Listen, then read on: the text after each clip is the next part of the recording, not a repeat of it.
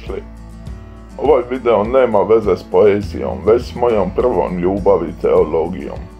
Ovdje ću ukratko u 12 savjeta pokušati pojasniti kako postati svet. A ako to prihvatite, postoji i realna šansa da uistinu i budete proglašeni svetim sa strane crkve. Baza za ovaj video su djela Thomasa Mertona.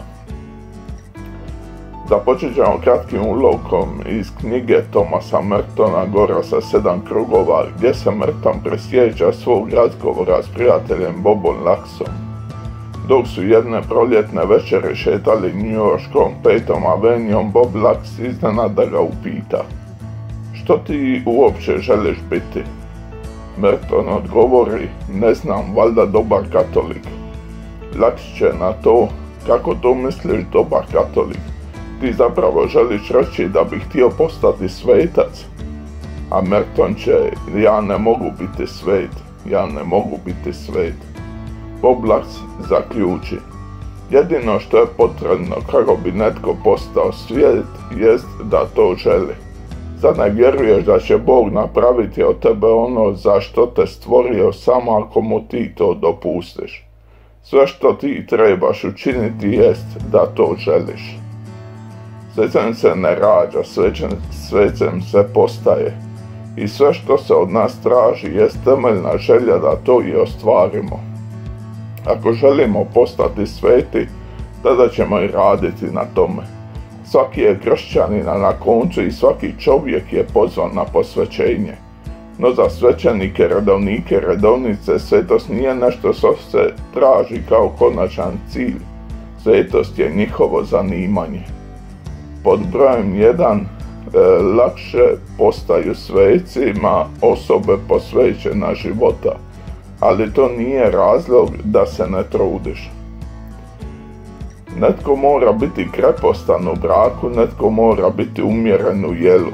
U konstituciji Lumen Gentium se veli: "Svima je dakle jasno da su svi vjernici bilo kojeg staleža i stupnja pozvani na potpuni kršćanski život i na savršenu ljubav, to jest na svetost."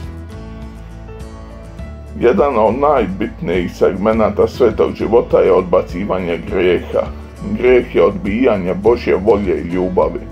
Grijeh predstavlja naše odbijanje da postanemo ono za što smo stvoreni, sinovi Božji, slika Božja. Grijeh je odbacivanje mogućnosti da postanemo sveti.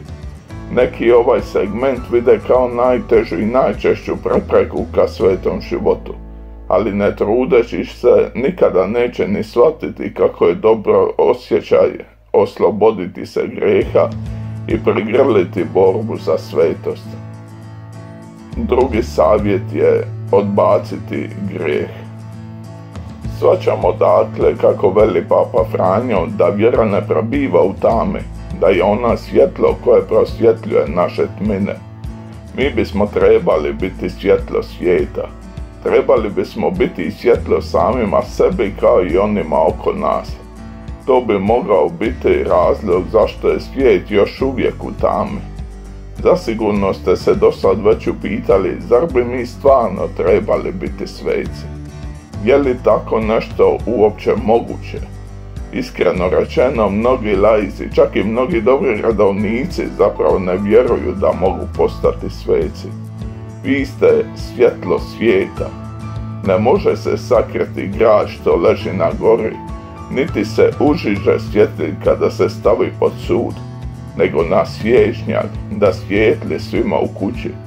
Tako neka svijetli vaša svjetlost pred ljudima, da vide vaša dobra djela i slave Oca vašega koji je na nebesima." Znači, treći savjet je biti svjetlo svijeta. Sveta osoba je ona koja je posvećena Božjim djelovanjem i njegovom prisutnošću u sebi.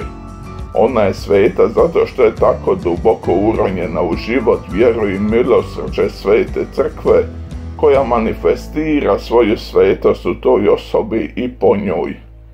Vrlo mudar savjet koji je Sveti Benedikt dao monasima u svom pravilu jest taj da ne bi smjeli čeznuti za tim da ih se naziva svecima prije nego to postanu. nego da bi prvo trebali postati sveti kako bi se njihova reputacija svetaca mogla temeljiti na stvarnosti. Sve dok ne shvatimo da prije nego čovjek postane svetac mora prije svega biti čovjek sa svom ljudskosti i krhkosti koje ga karakteriziraju, nikada nećemo biti u stanju razumjeti smisao riječi svetac. Svetac nije u tome da budemo manje ljudi, nego više ljudi od drugih. Pod tim se podrazumijeva veća sposobnost za brige za drugoga, za patnju, za razumijevanje, sućut, ali i za humor, radost, za zahvalnost za dobre i lijepe stvari u životu. Dakle, 4. savjet je biti više čovjek sa velikim Č. Postati svetac ipak ne znači jednostavno izabrati prikladan recept i skuhati različite sastojke kršćanskog života prema formuli koja odgovara našem ukusu. Što nam je onda činiti? Kršćanski odgovor je: obratite se, krstite se, da vam se oproste grijesi i primit ćete dar Duha Svetoga. A to nije izraz neke metode ili tehnike. Dakle, pod brojem 5, biti otvoren Duhu Svetomu. Ljubav koja je najpotrebnija za istinski kršćanski život uključuje sudjelovanje u svim borbama, problemima i težnjama crkve. Ljubiti znači biti potpuno predan crkvenim nastojanjima za spas, obnovu i posvećenje čovjeka i društva Bogu. Dekret ad gentes drugog Vatikanskog sabora o misijskom poslanju crkve ovako kaže: prije nego će biti uzet na nebo, osnovao je svoju crkvu kao sakramenat spasenja i poslao apostole po svemu svijetu, kao što je i Otac poslao njega, davši im nalog: zato idite i učinite sve narode učenicima mojim, krstite ih u ime Oca i Sina i Duha Svetoga, učite ih da vrše sve što sam vam zapovjedio. Idite po svem svijetu i propovijedajte radosnu vijest svakom stvorenju. Broj 6 je voljeti crkvu i navještati evanđelje. Svatko se od nas zapravo pojavljuje s novim načinom, novom svetošću koja je samo njegova, gdje svatko od nas ima osobit poziv da prenosi sličnost s Kristom na način koji je drugačiji nego ičiji drugi, jer ne postoje dvoje ljudi koji su sasvim slični. 7. savjet je pronaći svoj način kako najbolje služiti Bogu i crkvi. Ne postajemo sveci po nasilnom nadilaženju naših slabosti, već po dopuštanju Gospodinu da nam da snagu i čistoću svoga duha u zamjenu za naše slabosti i muke. 8. savjet je potpuno predanje Gospodinu.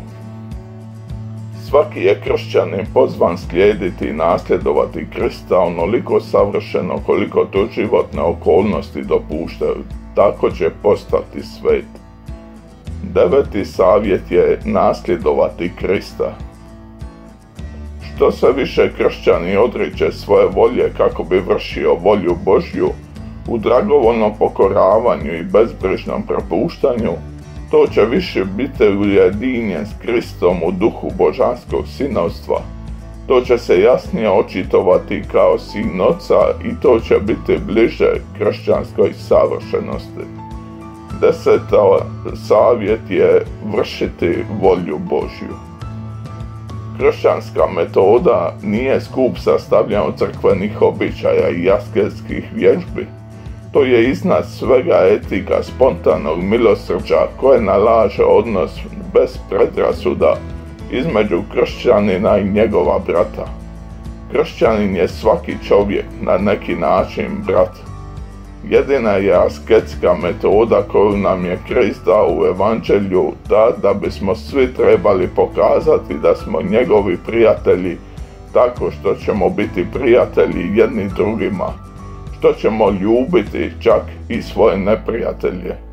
Prvenstvo koje milosrđe ima u kršćanskom moralnom životu ključ je svih drugih obaveza kršćana. 11. savjet je milosrđe i ljubav prema svim ljudima. Kršćanin se mora naučiti suočiti s problemima u crkvi s iskrenim i poniznim nastojanjem oko istine i slave crkve Božje. On mora naučiti kako može pomoći da se te pogreške, ako ih ima, isprave, a da ne upadne u indiskreciju i buntovni žar. Arogancija nikad nije znak milosti, kao što je sveti Petar Damjani rekao redovnicima koji su bili razjareni zbog jasnih nepravilnosti u crkvi 11. stoljeća. Neka onaj koji želi biti svet bude prije svih svet u sebi pred Bogom i neka ne bude arogantan prema svom slabijem bratu. Kršćanski je duh uvijek duh ljubavi, poniznosti i služenja. 12. savjet: u ljubavi i poniznosti služiti crkvi. Nakon sveta života, koji je u svakom slučaju najbitniji, slijedi ne manje mukotrpan proces dokazivanja vaše svetosti. Postoji 5 etapa koje se daju i po kojima se kandidati penju ka onom najvišem. To su na glasu svetosti, sluga Božji, časni sluga Božji, blaženik i na koncu svetac kojeg može častiti čitava crkva. Ovako stvari idu. Morate se potruditi i živjeti sveto, da nakon vaše smrti ostane glas o vašoj svetosti. Nakon toga bi se morala naći bar manja skupina koja bi vas štovala i tražila vaš zagovor. To je dovoljno da postanete slugom Božjim. Tada će imenovati postulatora, on će morati dokazati vaš sve život prikupivši svjedočanstva, dok će takozvani đavolji odvjetnik morati dokazati da niste bili baš tako sveti. Za postići stupanj časni sluga Božji potrebno je dokazati bar jedno čudo po vašem zagovoru. Kada se ili ako se dokaže čudo, slijedi proglašenje blaženim, a samo vas još jedno čudo dijeli o svetosti. Kad se ono dokaže, možete odahnuti, proglašeni ste svetim. To je bilo sve za ovaj put. Ako vam se svidio klip, like, share i subscribe bi zbilja pomogli.